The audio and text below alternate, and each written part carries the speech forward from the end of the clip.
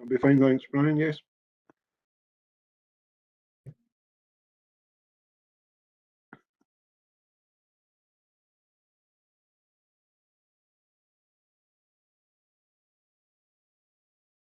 Okay.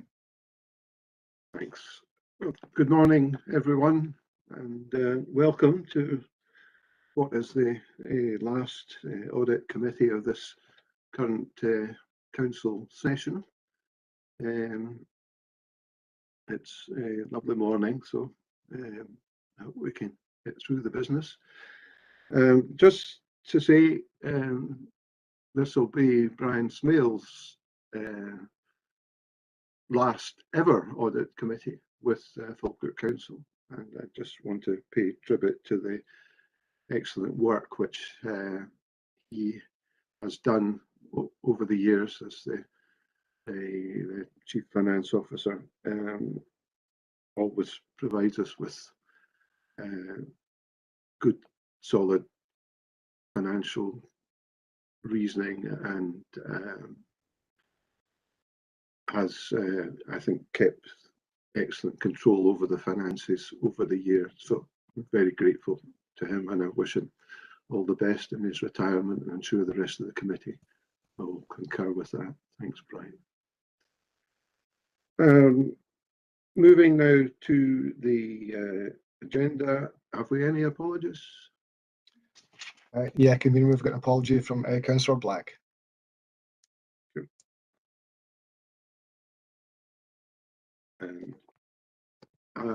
Are there any declarations of interest? No, there have been none.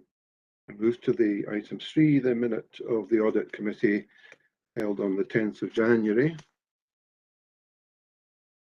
Has anybody any matters arising from these minutes which they wish to bring up?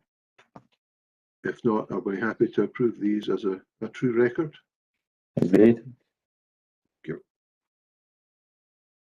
We move now to item 4, which is the internal audit progress report, and I'll ask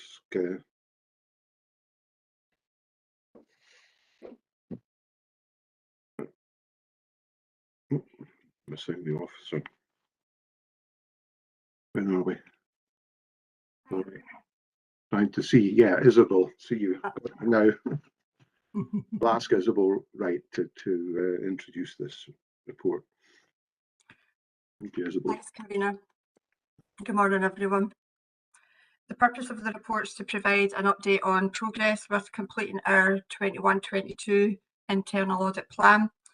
At paragraph 3.3, you will see that the plan agreed by committee in April of last year comprised a total of 25 reviews to be completed by the team during the year. A summary of progress in each of the areas of work is at Appendix 1. 2 reviews have been deferred into next year's audit programme, and a further 2 are yet to be started. Details on the scope of and the findings arising from those reviews finalised since our audit committee in September 21 are at Appendix 2. Paragraphs 3.4 and 3.5 highlight the recent work undertaken by the team and services to ensure that any outstanding recommendations have been actioned where they can be. I'd like to thank all staff involved in doing this work. It's always a push to make sure that everything's covered off, so thank you. A summary of those that remain outstanding are set out at Appendix 4. To finish, I'd ask members to note the recommendations and the conclusions. That is that the team are making good progress with the 21-22 internal audit work and are on track to provide our overall annual assurance opinion later on in the year on the Council's arrangements for risk management, governance and control based on the internal audit work that we've undertaken during 21-22. So if you've got any questions, I'll try my best to answer them. Thank you. Thank you, Isabel. And I'll open it up to members for questions. Councillor Meikle-John, Cecil, thank you. Thank you, convener. I've got a couple of questions The first is in relation to the business grants, and I don't know if it's Isabel or whether it's Brian or somebody else will want to take this. Obviously, that there's been much in the press around the £5 billion gap in the audit of Scottish Government's COVID business grants, and I just wondered if there's any potential risks for the council in having to go back and retrospectively look at that again with regard to the payments that have been made, and therefore as we're coming out of COVID, whether or not that there's something that may impact on the council. I'll maybe just get that one first, convener, and I'll come back with my other question. Yeah. I don't know whether Isabel wants to pick up on that, or would it be Brian, or would it be Kenneth? So the question regarding the audit of the Scottish Government. Convener, if I can make some comments, and Isabel, as author of the report, may want to come in behind, and indeed the Chief Executive may wish to comment. I would, having been or had an oversight role with these multifarious business grants, which has been a very challenging but important dimension in dealing with the pressures of COVID. I know the team that we've had or given responsibility at the sharp end for delivering this, Pete Reid in Place Services and Paul Ferguson in my own service, have worked very, very well together and have had very, very robust control processes in place. And I think we've always been able to draw a lot of comfort from that. And should there be a request to ripple through, as the leaders already said, from the position at the national level, I think we could confidently state that we would be able to provide effective assurance as to our patch and what we've done here. So I'll stop with those observations, convener. Thank you, Brian. Does anybody else want to come in on that, or are you happy with that assurance? I'm happy with that assurance, but I think Isabel was maybe wanting to come in in support of that. Yeah, I think when we were working on the grants throughout the pandemic, there was so many different streams of work going on, and there were so many different sections involved. We were in a position where we could help in the internal audit team and the corporate fraud team specifically. So we did a lot of pre-payment checks as well as post-payment checks. There's also one other thing to gain some comfort from, is that there's a national group that was in place throughout, and local authorities were sharing information on potential fraudulent claims or applications.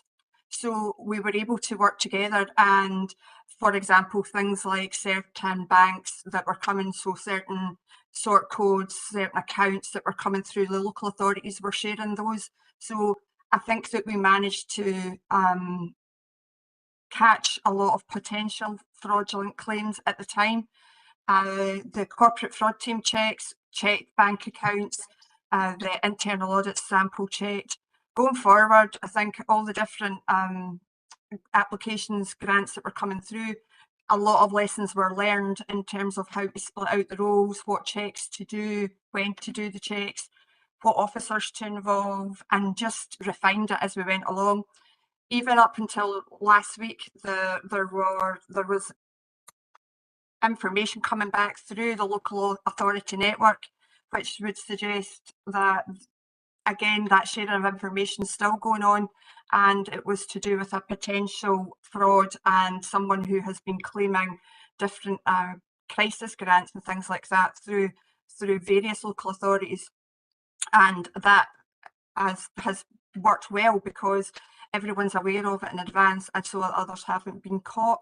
So I think there's quite a lot of good assurance going on that we can take, and we ourselves were not party to a lot of cases really in the grand scheme of what went out and the numbers. We didn't have a lot of fraudulent claims really. Convener, I thank officers for that. And I know that we did this at pace, and I'd comfort that we were doing it well. But I think just that added comfort there, that if we are required to provide any further detail, that it's not going to put any further onerous work on our officers at this time when we have to get on with business as usual. So I'm grateful to that, and thankful for all the work that they did in putting out the business grants. The other question I had is in relation to the equalities work. We've got the Appendix 4, and obviously there's a number of outstanding items, and I appreciate that that's going to be caught up in the best value report. I'm just a bit concerned that the timescales, I mean, we've got everything at red, and the timescales are quite behind, and it's just about having a bit of an explanation about that, so that I've got a bit of comfort that it's not really 6 months outstanding. You know, August 21 is slightly behind timescale, is not really slightly behind timescale. And I wouldn't like to think that the public would maybe look at this and not get a true reflection of the work that's ongoing around that equalities and diversity that has been raised already. Thanks, Cecil. Just given that this ties in with the BVA action plan, yes, Kenneth, I was just going to ask if you could come in on that. Thank you. Yes, thank you, Chair. So the audit reports, as I understand it, took place in 2020, and I've said before at this committee that we have been a bit behind the curve on equalities. And what we did, or what was done after the publication of this report, is I think it was April last year, we had a pretty comprehensive report coming forward to the corporate management team, setting out the work that we needed to do in relation to equalities, re-establishing an equalities working group in order to take that forward. And I think it is worth saying that there has been significant work done in the period since then. So we have published our mainstreaming report, which is of course a critical aspect. We have been doing self-assessment work, and of course the actions that we identified and established within the organisation are now wrapped up in the best value action plan. So the best value audit identified the same challenges as we'd identified internally. So the actions we had are now caught up in the best value action plan. I've asked Patricia Cassidy to take a lead role in that, and I think she's been very proactive already in terms of bringing people together and taking the necessary actions. And that's of course on the back of the very good work that's been done in the health and social care partnership in relation to equality. So I think that acts as a springboard. So there are outstanding actions, there is work to be done. Brian Perry may want to come in on some of the specifics, but the reassurance I would give is, I think now, later than we would have wished, but now that we are on top of this work and beginning to make good progress. Thank you, Chair. Thank you, Kenneth. Cecil, you? I would just make a plea for us for this to be updated and for something more comprehensive to come back, because I don't think we're not being able to demonstrate the work that's being done and get the credit for actually taking that on board. If someone from outside was looking in on this, they might not see the work that's going on. I don't know if Brian's got anything he just wants to add, and the actual process to where we are and how we can take this forward.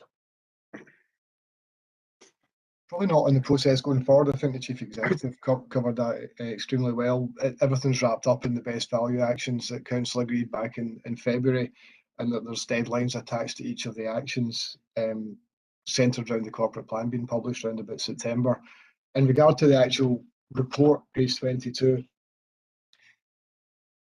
as you said, in two of the actions, it says slightly behind timescale when they're beyond timescale. That's probably down to me and what I've filled in on Pintana, and probably the updates that are given for each of the actions could have been maybe more detailed and maybe given timescales. So I'll take that on and I can update Pintana so that if this does come back, it'll be more detailed and you can see the work that's been done and with actual timescales set against them.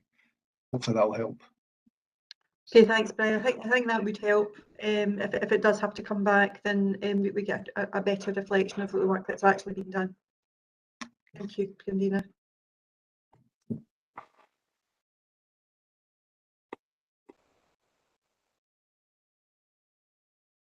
Right, it's on mute. Thanks, Councillors Nimmo.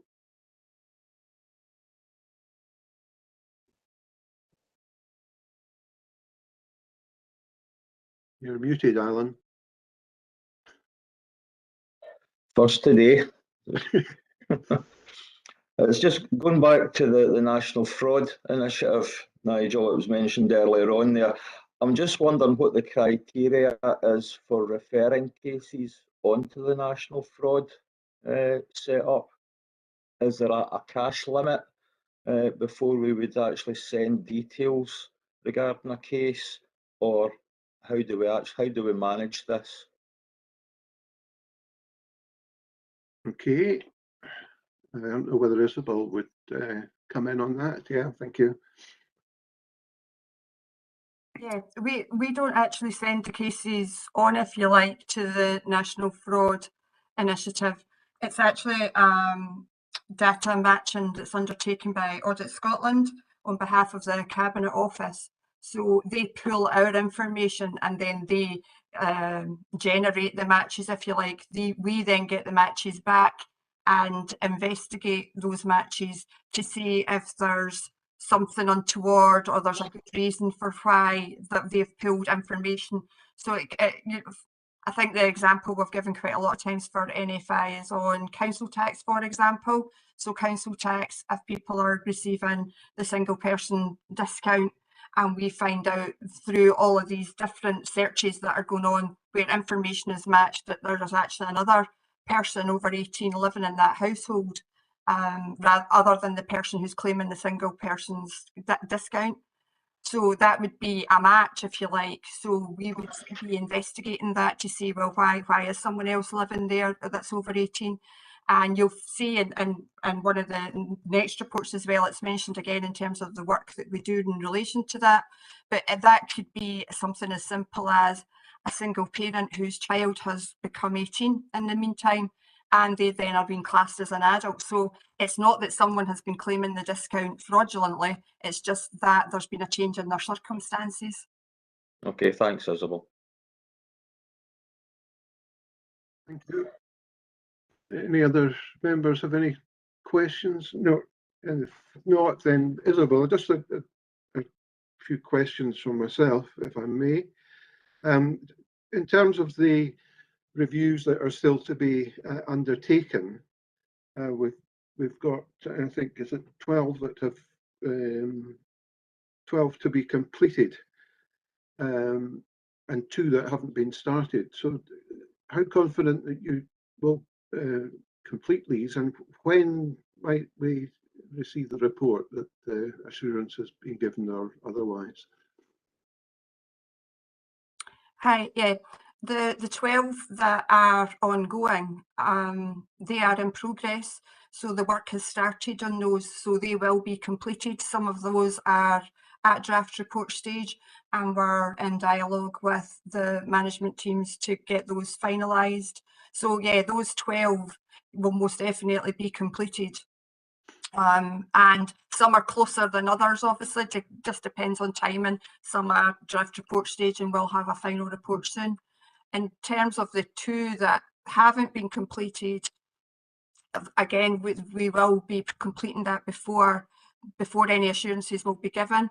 Our internal audit plan for next year and our annual assurance statement will most likely come to the next audit committee whenever that's programmed in and to the new term. So all of those reports will most definitely be completed by then in order to give the assurances that are required. Okay, thanks, Isabel. Just on page 15 in Appendix 1, you refer to other client work and the one of those being the Falkirk Community Trust. I'm just wondering, given that that will be from 1st April incorporated within Falkirk Council, how's that going to impact on internal audit resources? To be quite honest, it won't really impact on our resources. It just means that we will provide assurance in some other area. So as you know, our work is risk-based and we look to pick reviews in conjunction with our senior management teams where there is the highest risk. It may be that looking to draft a plan, that some of those areas coming over from the trust may warrant a look from an internal audit perspective. But really, it won't impact on resourcing because we will just utilise the resources elsewhere within the Falkirk Council plan. Okay, thank you. And finally, I think for myself, just on page 16, in relation to the leader grants, the LARCs, I note that it's an absence of documentation on the LARCs in respect to Scottish Canals. Now, what is the risk to ourselves of not being able to claim reimbursement from the Scottish Government as a result of that? And what steps are we taking to ensure that we are able to get reimbursement?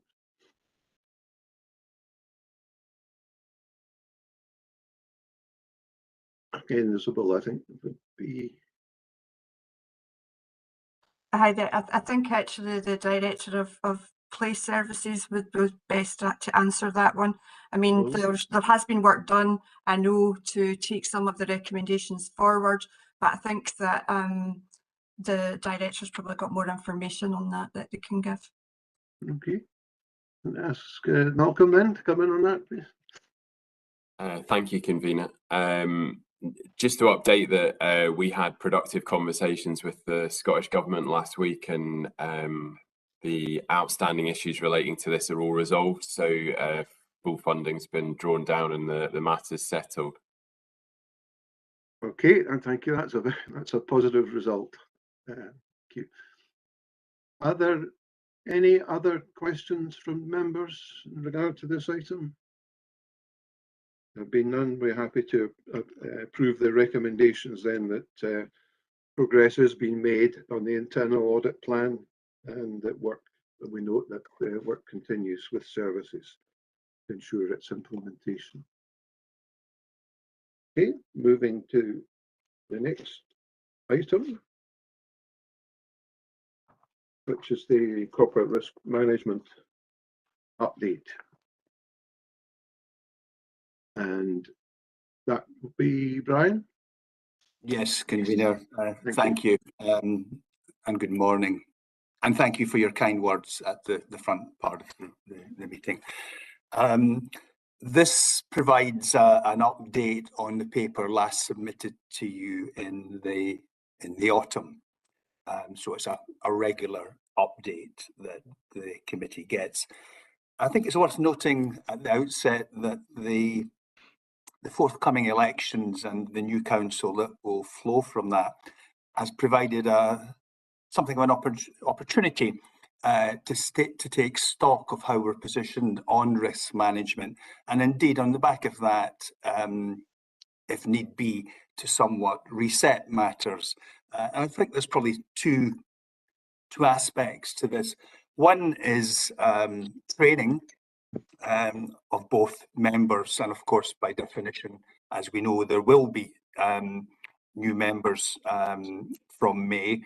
That's just from those members demitting, leaving aside the vagaries of the ballot box, of course. So there will be new members, and also for officers as well. And I think we just maybe need to up the ante somewhat and embed a more acute understanding of the importance of this management in an organisation as diverse, complex and large as ours. That's not to criticise what's there. We do a sound grounding, but I think we should use that as a platform to move to the next level.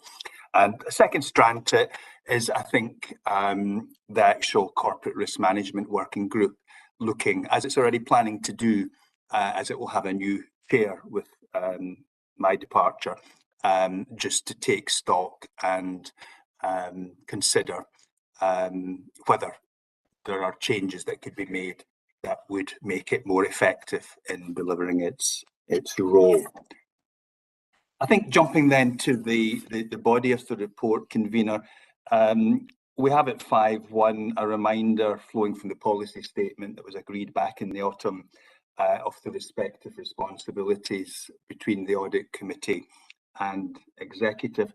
And just rereading what's written there, it has horizon scanning down for the executive. I wouldn't think there's a rigid demarcation issue there, and I would think the audit committee of itself can add value in that arena where it sees risks emerging on the horizon. So we move to the core of the report in terms of the several main strands. So the first one picks up on the corporate risk summary, which is detailed at Appendix 1. And here we're looking to draw out new and emergent corporate risks. And you can see in that first section, there's 4 that are set out there, several particularly relating to schools and children's services. So we've got, the first one is contest, and again, you can see the narrative that sits behind it. Air quality in schools, where we know that there are no significant issues identified, but an area that we will look to keep our eyes on. School breakfasts at the bottom of page 26, and then the fourth one dealing with fleet and tree safety. And maybe just noting in terms of fleet that the issue of high claims rate is something that was picked up by the live ZBB, zero-based budgeting exercise, and a element of savings is reflected and built into the budget, flowing from expected improvements and tightening of processes in that area.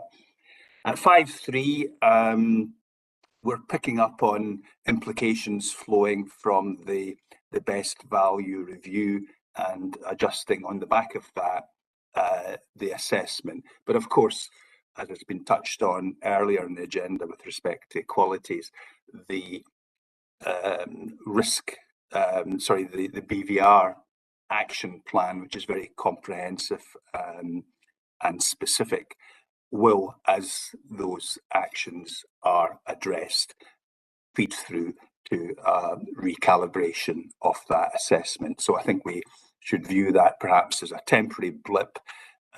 Points well made, but they will get addressed. Halfway down page 27, we pick up in the corporate risk dashboards.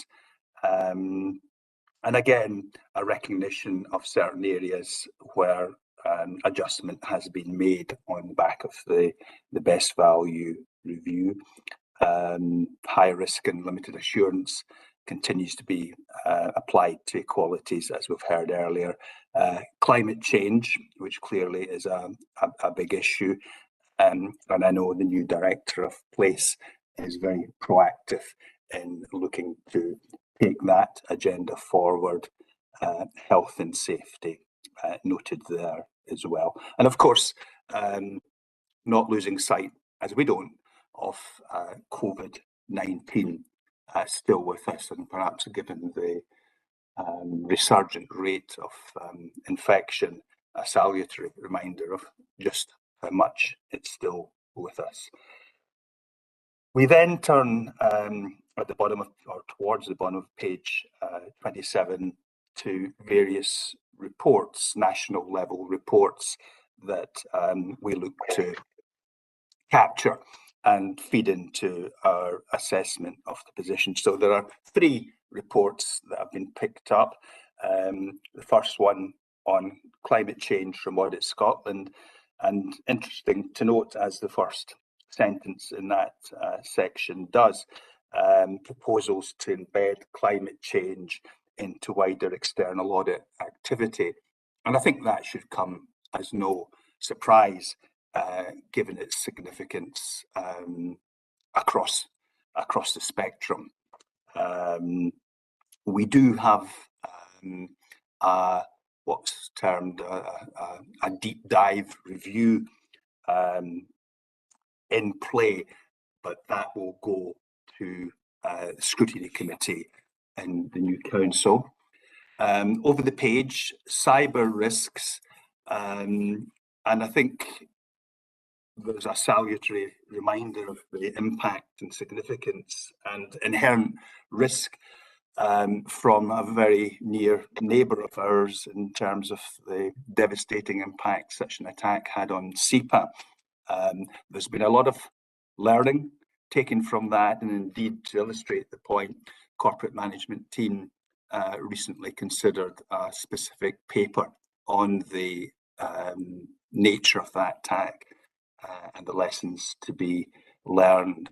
But I think given the situation in Ukraine and Russia, there's even more of an ease around cyber risk that I think we need to be alert to. And then the third strand is relating to poverty, and again an Audit Scotland report focusing on housing benefits. In terms of the corporate risk improvement plan, the last strand, para 5.9, we note that there's good progress, some slippage in some areas, but overall good progress. So I think there's a positive we can take from that. And convener, if I just take the committee back to the recommendations at the front end of the report in section 2, and as you'll see, some of the content here is a standard practice referred on to the executive for its consideration in due course. I'll stop there, convener, and along with colleagues at the meeting, we'll look to address any questions the committee. Thanks. Thank you, Brian, for that. Do we have any questions or comments from members? Cecil, Councillor Meikle-John, thank you. Thanks, convener, and thanks to Brian for that. Demonstrates the depth of the work that's going on there.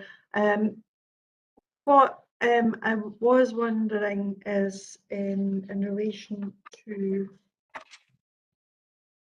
the work that's going on around cybercrime, and what in particular the risks are to the council, and it probably covers a number of areas there, so I appreciate it's probably going to be a kind of broad answer in relation to that, because it's something that is very real, and it's about ensuring that our data is safe, but also that the data relating to our customers is also safe in relation to that.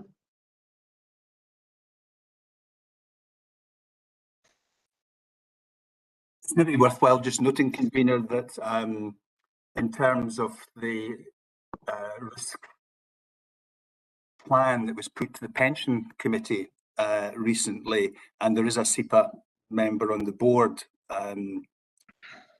complementing the actual pension committee, and there was quite a bit of discussion around cyber risk there, and you know, I think the committee and board got comfort in terms of the actions that were being taken to ensure that we were as robustly placed as it's possible to be. Thank you, Brian. I see Karen with a hand up. Thanks, Karen. Yeah, thank you, convener. So just to provide the reassurance to committee that our IT colleagues have been keeping a close watch on what happened with the SEPA situation. They have investigated all of the lessons learned. They've spoken to officers within SEPA as well as the local government digital office about the safeguards that we should be taking as an organisation to protect both our internal and external facing data. So we've put a number of mitigations in place to ensure the council is as well protected as it can be. As Brian mentioned, we had a report to corporate management team a few weeks ago outlining the steps that have been taken and also setting out some additional tasks that we will do to further protect the council as much as we can. As Brian said, with the situation in Ukraine, there are increasing threats and a belief of increasing threats there for cybercrime. And we've also been working with the various national bodies that oversee cybercrime on both a Scottish and UK-wide basis. And if we get any alerts into anything, we automatically check our systems to ensure that our systems are protected against any of those threats that we are notified of. So to date, we have been okay. It's fair to say that in the same way as any other organisation, we are as vulnerable as any organisation with good protections in place, but we are doing everything we possibly can to mitigate against any risks that are out there. Thank you. Thank you, Karen. You happy with that response, Cecil? Thank you. I see Councillor Nimmo. Alan, you have your hand up there. Thanks, Nigel. It's going back to page 26 and the issue of the terrorism risk assessment side of things.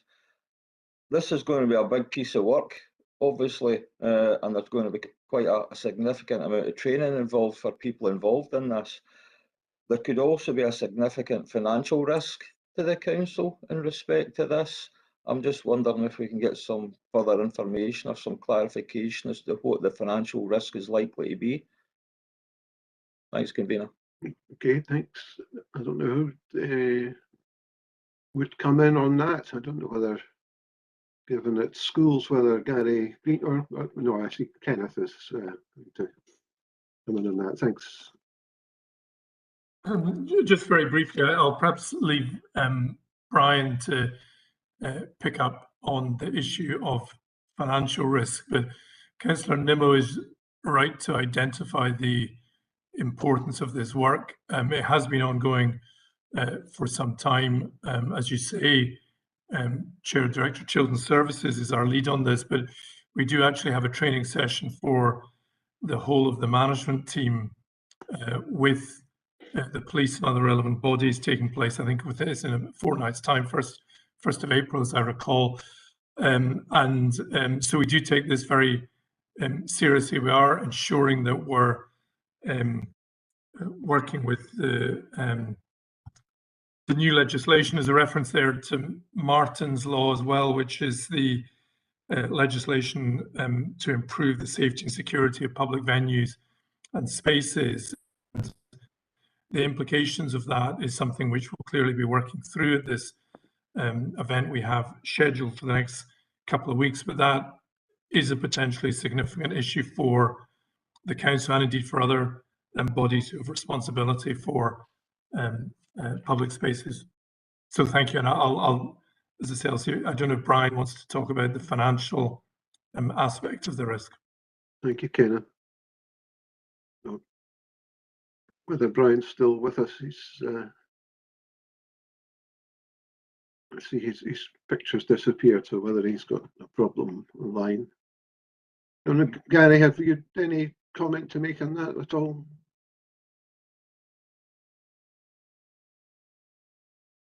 No, he's disappeared as well.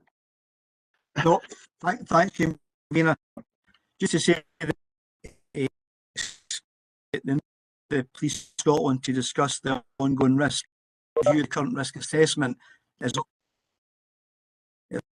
Sorry, convener, but Gary keeps breaking up. It's really difficult to hear him. Yeah. Sorry, Gary, we're not able to hear you anymore. Okay, sorry, convener, that we're having some technical problems with our Wi-Fi in the offices this morning, unfortunately. Got you now, yeah. Oh, okay. So, sorry, convener, just to say that the Chief Exec was correct. The 1st of April is the meeting where we'll consider with Police Scotland and we'll review the current risk assessment that's been made and it's reflected in the report before audit today. There's further details that will be contained in several services' own risk assurance statements that we prepare on an ongoing basis in liaison with our own corporate teams. Thank you. Thank you, Gary. Okay. Are there any other questions from members? I just was seeking clarification, if I may, on a page 28, para 510. Just can you just clarify what the slippage is? And I think we have a time scale for September 22 for the completion of this, but as I say, just clarification on the slippage. Brian's able to answer that. Sorry, convener, I didn't catch the reference at the very front end of your comment in terms of the paragraph you were referring to. Yeah, it's page 28, para 510. 28, 510. It's in relation to the the improvement the plan. difficulty. Sorry, yeah, convener. The issue there is the linkage and interface with a broader piece of work that's being progressed under performance, and it's just to make sure that there's an alignment and consistency. So that, I think, is well in hand. So once that stage is completed, there's no reason or no excuse that the risk elements can't be progressed apace. And I think in the next report back to you, I think you'll have hard evidence of that being demonstrated. Thank you for that. Are there any other questions on this? Are we happy then to agree the recommendations and that we refer the report to the executive? Great. Thank you. Moving on. The next item is the fraud risk assurance statement. That's agenda item number 6. And is that coming from Isabel again? Yeah. Thank you. Thanks, convener. So the purpose of this report is to provide an update to some work promised at a previous audit committee last year, which related to a fraud and irregularity report published by Audit Scotland in July 21. Section 3 provides a background to this, highlighting what Falkirk Council's internal audit, risk and corporate fraud teams have done and continue to do to provide assurance in the areas mentioned. At section 4, you'll see that services were asked to review their governance arrangements for the prevention and detection of fraud, noting Audit Scotland's 7 recommendations in 7 key risk categories that they identified public bodies should have in place to ensure good governance and counter fraud arrangements. The appendices make clear the recent and ongoing action undertaken, as well as highlighting those areas where further action will be taken over the course of the next few months. You will also note at paragraph 4.6 that risk assessments are an ongoing process and that services need to continuously review their fraud risks, their lessons learned, etc. It's therefore recognised that further work is needed to develop this new framework capturing fraud risks and controls across council areas. Paragraph 4.8 states that these statements will be monitored as part of the quarterly service assurance statements process. To finish, I draw your attention to the recommendations at paragraph 2.1, and thank you. I'll take any questions, hopefully. Thank you, Isabel. I'll open it up to members for questions.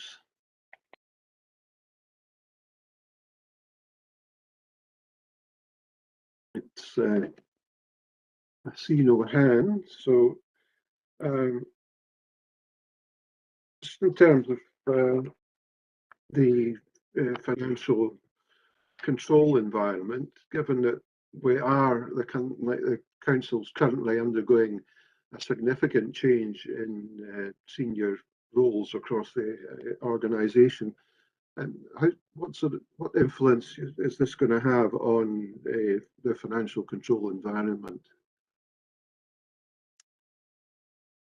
I think that because it's a continuous assessment, we will be providing information on the quarterly basis.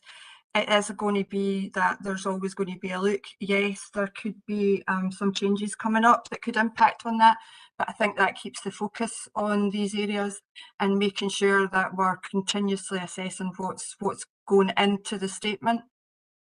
So that should help. That should help negate any issues there and reduce that risk. Thank you, Isabel. As you say, it's the risk assurance statement, the quarterly statement is very welcome, and as you say, it's a continuous process and a continuous update or a regular update on progress on that. It's very welcome, and I know that report's going to come to the audit committee in addition to other venues. Are we happy? I take it, I see no other hands up. So I take it the committee are happy to agree the recommendations as set out in para 2.1.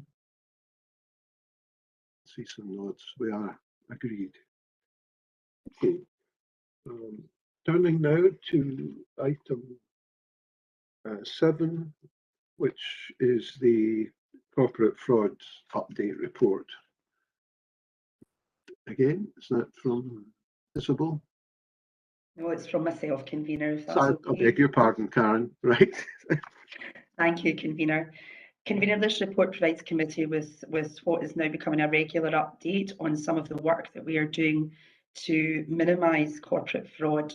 At paragraph 5.3 of the report, you'll see the range of documents that we previously reported to committee and we agreed that we would review to safeguard against fraud as far as possible.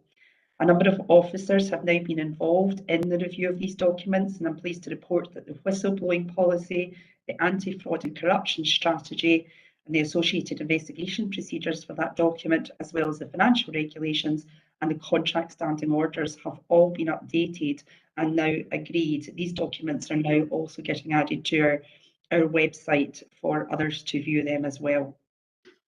Of the documents that we've still to review, we've got the Code of Conduct for officers and members, as well as the Register of Interests and Gifts.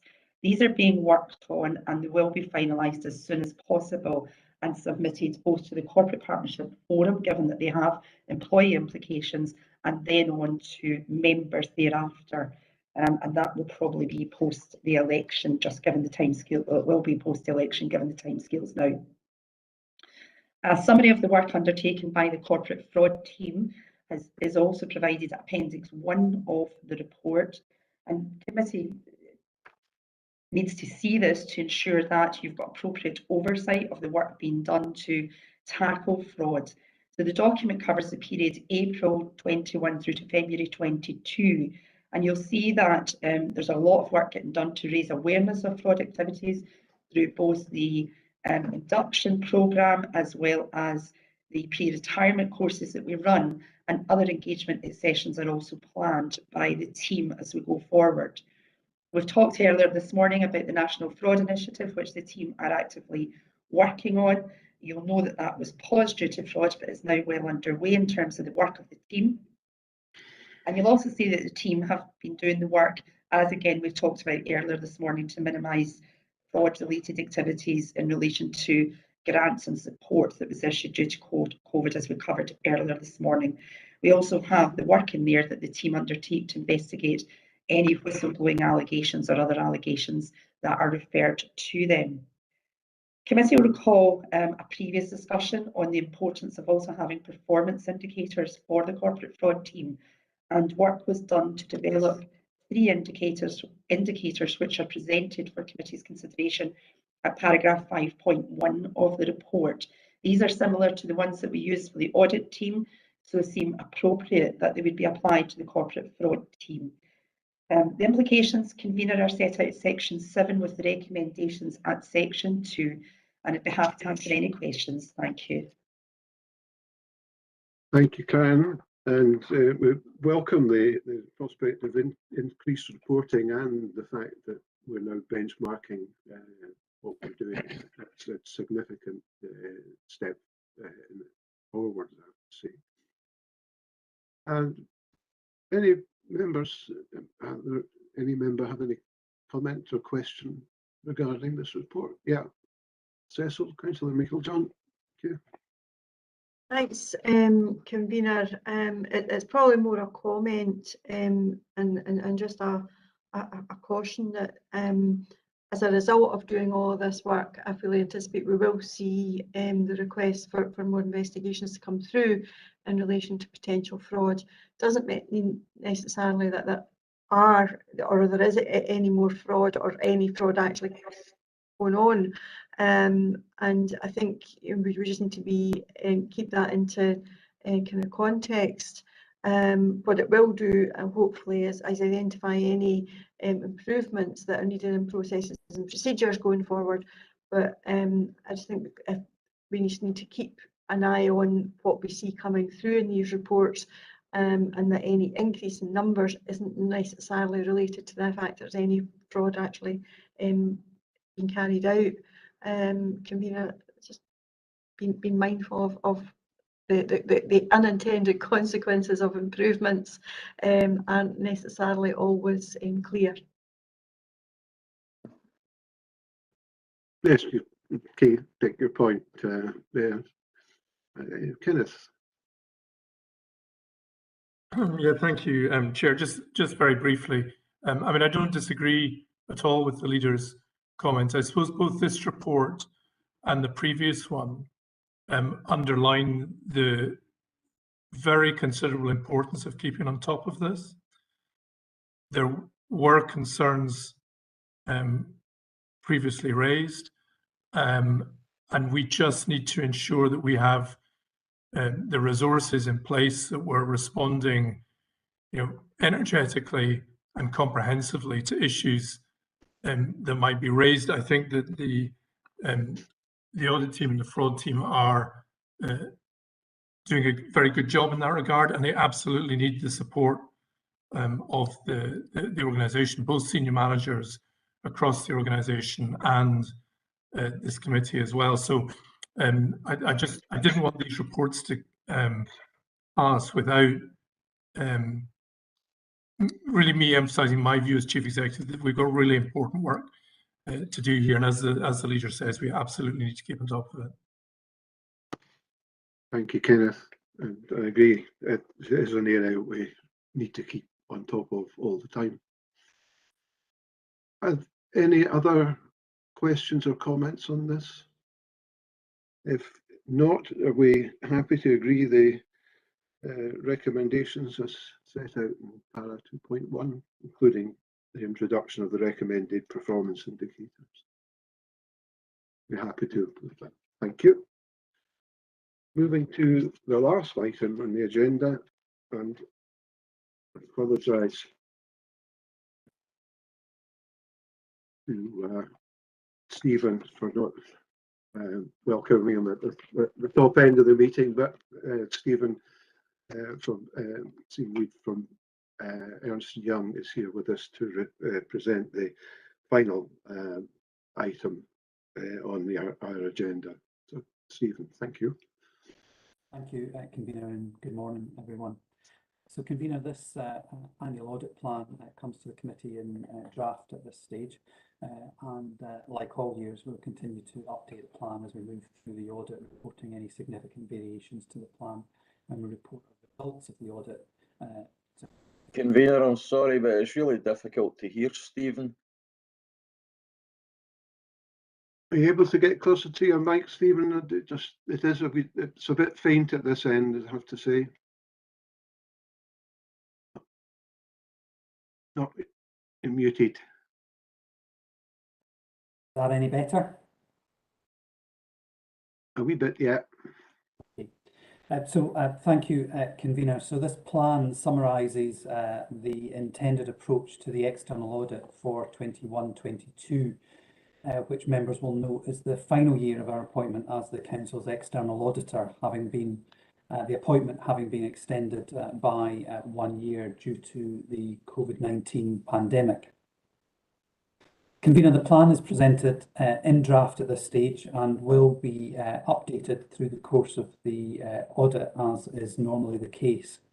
If there's any material changes to the plan, I will of course provide an update to the committee through the year, but especially when the results of the audit are reported later in the year. My responsibilities as the external auditor remain unchanged from the prior years and fall into two distinct areas. Firstly, to provide an opinion on the Council's financial statements, and then to consider the wider scope aspects of public audit. Turning firstly then to the true and fair opinion on the financial statements. The materiality level has been set out at page 63 of the pack, or page 4 of my report, and the approach to the materiality and the calculation of that again remains unchanged. Importantly for the committee, we will report all differences, either adjusted or unadjusted, of 250,000 or more. In terms of the key areas of focus when undertaking the audit of the financial statements, those largely remain unchanged from the prior year, and focus on the recognition of revenue and expenditure, management override, the valuation of property, plant and equipment, and the valuation of the net pension liability. Members may be aware that there are some consultations ongoing at the current time by SIPFA into the content of the code and the basis on which the Council prepares its financial statements, which would affect all local government bodies across the UK. Those areas of consultation relate to the IFRS 16, so the adoption of leases, the valuation of PP&E, and I'm also aware that there's some ongoing discussion around accounting for infrastructure assets. Once those issues have been determined, I will report back to committee and liaise with management where they have a material impact or change in scope of the external audit. At the current time, it's too early to say until SIPFA has concluded their considerations. In relation to the wider scope dimensions, I've set out there in relation to the 4 areas within the draft audit plan, the specific areas of focus. Clearly, in terms of financial sustainability, building on our conclusions, my conclusions in last year's annual audit report, I continue to express significant concerns about the financial sustainability of the Council and the level of work that needs to be undertaken in short order. And there will be a specific focus again on this area as part of the audit activity in the year, and I set out the context of that within the report. In relation to the other areas, I've set out the detail in the plan. Clearly, a key element of the work around all of the areas of the wider scope dimensions will be to undertake some follow-up activity on the BV action plan that was considered by Council earlier in the year. And I'll also report progress, our view of progress on that as part of the annual audit report in due course, together with progress on the other recommendations which we've made in the previous annual audit report and observations, including around capacity, significant changes and other key matters currently being considered by the Council. I've set out within an appendix, as this is the final year, also our focus over the different years of the audit around wider scope dimensions, and particularly draw your attention to the fact that in this, their final year, the final area that needs to be and will be considered as set out in Appendix C for the best value coverage is in relation to sustainability. So clearly aligns very closely with some of the work that the Council is doing. Chair, I'm very happy to take any observations, comments or questions on the plan. But just before I pass back to you, I do just also want to pay my respects and best wishes to Brian. Brian and I have now worked together 5 and something years as the external auditor. And you'll be pleased to hear, convener, that we haven't always agreed on matters, which is entirely appropriate as the external auditor and the Section 95 officer ought not to. But I have greatly valued Brian's approach to the external audit. And it's been a privilege to have worked with him over the years as the external auditor. So now very happy to pass back to you. Thank you, Stephen. I'll open it up to members for questions or comments on.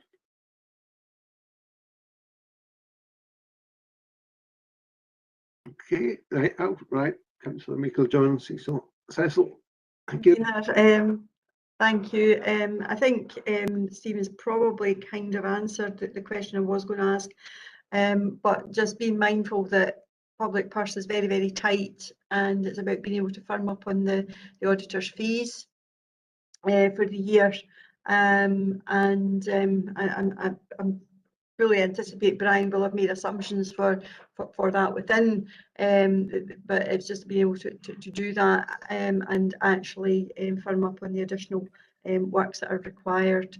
But I think you kind of highlighted that within what you said, Stephen, that there are other aspects that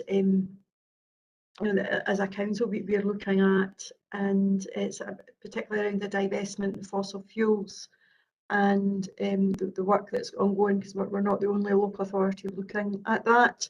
And I just wondered if that had been factored into any of the discussions you'd had already. Through you, convener, thank you, Councillor. The matter in relation to the fees, absolutely very much focused on that, and there are other moving parts that we need to see firmed up before I can conclude on that. But absolutely, it's front of mind, and I'll continue to liaise with the new CFO through the course of the audit to do that. In relation to the investment strategy of the council, clearly we have a responsibility through the wider scope dimensions, and particularly around both financial management and governance and transparency, to consider the council's review and timely consideration of its investment strategy and the monitoring that takes place during the year. So our focus, councillor, is on the governance process around that, rather than per se the specific investment and policy decisions which councillors may make to inform the policy. Okay, thank you, Stephen. Thank you, convener. Okay, thank you. Anybody, any other member, any question?